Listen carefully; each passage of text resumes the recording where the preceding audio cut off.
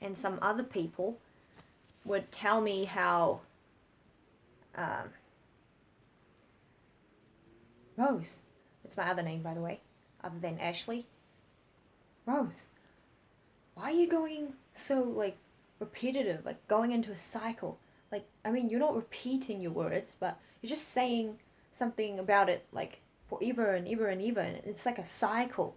It just keeps going on and on and on. That's why you keep talking about it. That's why you're still like worrying about it. Or like that's why you always have to bring it up. That's why you always talk like this.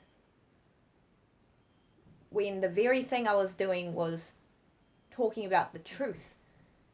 And I was simply going deeper and deeper and deeper to try and sorry, I look like that person just then. That's not my real face. Because I heard somebody go into the next room, so I have to be quiet. I'll restart the video once they leave that room so they don't hear me. But actually, what I was doing was talking deeply, and in that way I was really and genuinely going deep into the truth. And that's what I was trying to do. That's what everybody's trying to do. And sometimes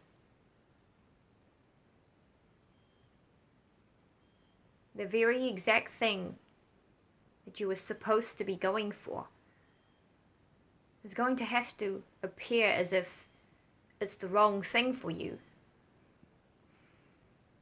When in fact, it's the one thing for you that you're running to. And sometimes we just end up projecting and pretending like it's not there, like it's not the important thing. Because we just want any excuse to kind of play around for a bit until we finally have to accept that we must accept to admit the truth, which is that we are always ever changing, because we are always the same one energy. That was who I am all along. And right now, I almost came to my truth, but I ended up just repeating a truth that I heard. But no, it has to come to a point where I say it like it's my own, because it is from me. It is from my own within. So I must say it again. This truth does come from deep within my roots of my core, pits of my stomach, from the center right there. And I'm going to say how I do wish to float, I do wish to fly. My head's coming out of the die mindset. Every time I said I wanted to die, it was simply the truth in a satirical, artsy projection manner of being expressed. You know? And by the way, I don't know what this is, but I think my upper lip is sunburned, like this area. Because I swear, there is no hair there, but it looks like it is. There is. See what I mean? I think it's sunburned. But anyway, for real, yeah. I must get along with this right now. I must move on. I must do the truth. I think we just want to play the game. That's all. Sometimes, when you're going against your quote-unquote soul self, you're not actually going against it. You're just playing the game. You want to go towards your truth in the funnest way possible. That's all you're doing. So I'm never going to hide my real personality ever again, and I'm going to be real. Whatever. Because I am. Chill. Why should anything ever be taken super seriously? Doesn't even matter. This is the way I've gone towards my truth every time. And it's a crazy thing how Matrix tries to throw at you all these different kinds of tests, even while you're trying to speak like this, making you interrupt by trying to like burp all the time, trying to do whatever it takes to stop you from saying the truth. It's important though. It's so ironic that hateful things come to you because you are so free of hate. You love yourself so much and you want to be free. And I knew how to present myself. But I suddenly started to fakely present myself, thinking I have to be professional now, but I already had my professionalism. I was already perfect before. Perfect because I worked for it. Made myself present myself in the best possible way, intellectually, even just socializing, having fun, having good common sense and humor, and being kind and considerate with my responses is all a type of intelligence. And it's a skill that I've worked on. And you don't just work on it by just practicing. It comes from actually observing and putting the truth and humility before the ego. That's why I'm so confident and I'm so boastful now. Because deep down I am humble. That's why I speak up about what I'm good at. To become confident and own it, because now I'm sure that it isn't for the ego that I'm doing it. If it feels like it's the ego, I know it's because there's a part of me that's lying to myself still. But it doesn't mean what I'm actually doing right for myself is also actually about the ego. It's always about the truth. It's always been about the truth. So much more than the ego. It doesn't even matter. I have to just live and breathe the truth once again. And that's how I'm going to see my true self in the mirror every day. No matter how I look to others. Like, oh, you look fine. You look fine. I appreciate that so much. But at the same time, I don't feel like this is my face right now. Like my nostrils are really bugging me. They used to be invisible. But physical changes happen for a reason. Whether you suddenly see it appear on your face or you go through experiences that cause that change in appearance, such as breakage of the nose or having to overly exercise because your body's really weak, and suddenly your body changes into something you don't like, such as my cheekbones, really big and wide. They weren't like this naturally. Same with my jawline. I used to feel it up to here, now it's down here. And it used to be a bit sharper. My face, the whole shape was different. It was more like this before. But now it's like that. This bit is bigger than this bit. Originally it was about the same, but the curve, and these things happen for a reason. So I must continue being my best and stop hiding myself from the world. I feel like these are like shields hiding myself from the world, but I won't do that anymore. I'm going to not care, just like I've always not cared anymore. This is a test that I set myself in on purpose since early this year. I purposely kind of caged myself in layer by layer. Ever since I became unwell and got better, I decided to stop showing myself to the world, because I thought, what if it's the ego? I just need to find out what is the truth here. Even if I think I know, if I really knew, I wouldn't have done any of this, would I? I know it all comes down to the fact that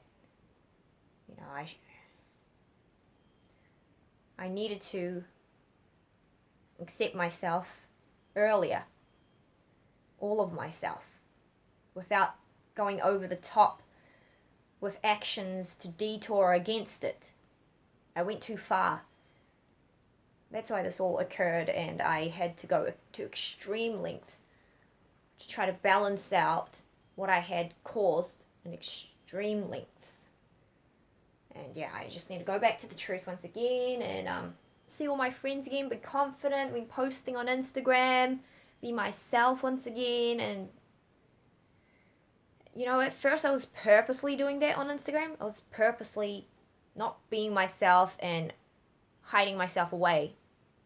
I wasn't feeling shy at all. I knew I could be my confident, really popular, really sociable, on top of the world, free young lady again if I wanted to. Just like that. But I didn't want to. I was trying to create a story. I was trying to control so badly this out of control experience I was experiencing. And that's why this all happened. Because I was trying to control it so badly without letting go. That's the real reason why. Yeah, but anyway, so I'm just going to go back to being who I really am again.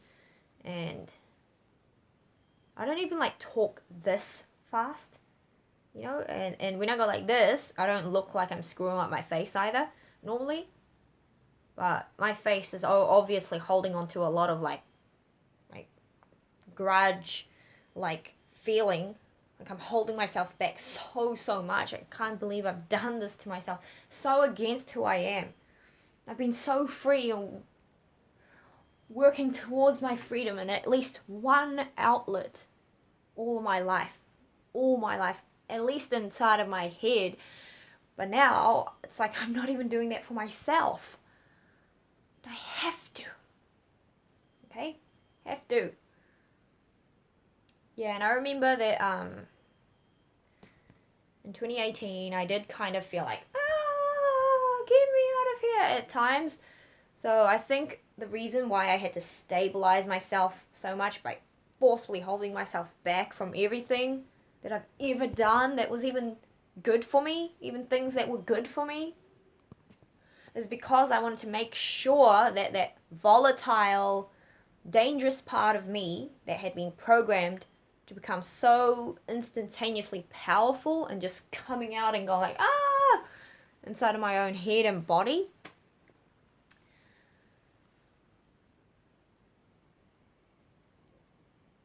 I would have to make sure that that part would settle down first. And once it has, like it has now, I'm going to just completely do the right thing now and go free in the way of freedom. And then I no longer have to worry about holding anything back anymore because that habit won't be there anymore. And it'll be calm enough for me to just permanently lock that bit back inside of my stomach. You know, my waist became thicker during this illness. Not due to weight, not due to overeating, nothing like that. I don't change weight really. If I ever gained weight, I didn't actually gain it. You know, it's like temporary bloating a little bit if I was overeating sometimes in my life. But it'll always go back down like quite quickly. And that's because I don't hold on to rubbish that I don't need. I did hold on to things that were part of me that I needed to let it flow. So I did have, you know, like some of this sometimes, and I did have some stomach like flab before, even though I was very slim. But I realized that stomach flab was migrated breast tissue. So I just massaged it back up, and then you could see that my original real waist was really small and firm and toned as well. Like my natural body looks quite firm and toned and quite small and slim. So some people might think I look like 40 kgs or something, but I was actually always like 50 plus kgs, always, whenever I was healthy. I was probably 49 kgs when I was starving for 2 months because I didn't have much money. But I was okay with that because, I wasn't exactly okay with it, but I was okay with it. Like, I was content with it. I chose to be okay with it. Although I would have obviously preferred to have eaten a few more potatoes every day. That was the best I could do at that time. And I was finishing up my year at music school, the second year of music school, and I was really focusing all of my tasks and assignments, doing so well for myself. And so that year I got my reward. You know, the game was won around that time as well, soon after that.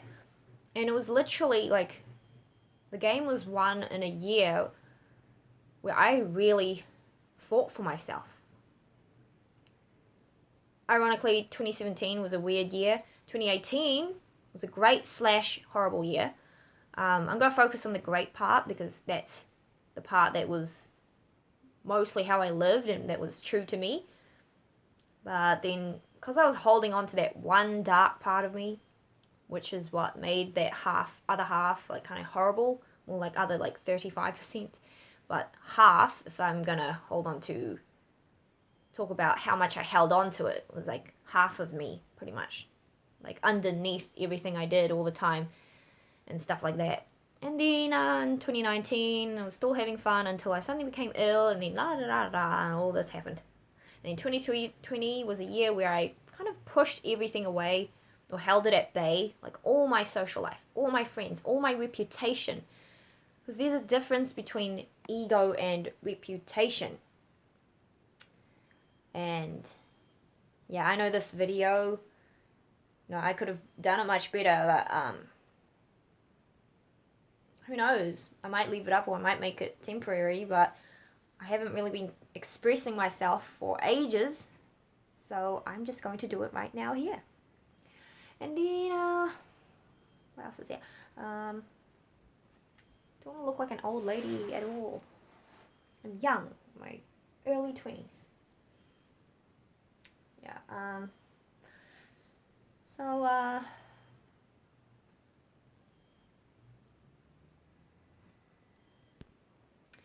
oh yeah, so, in 2016, after music school, the game was won in November.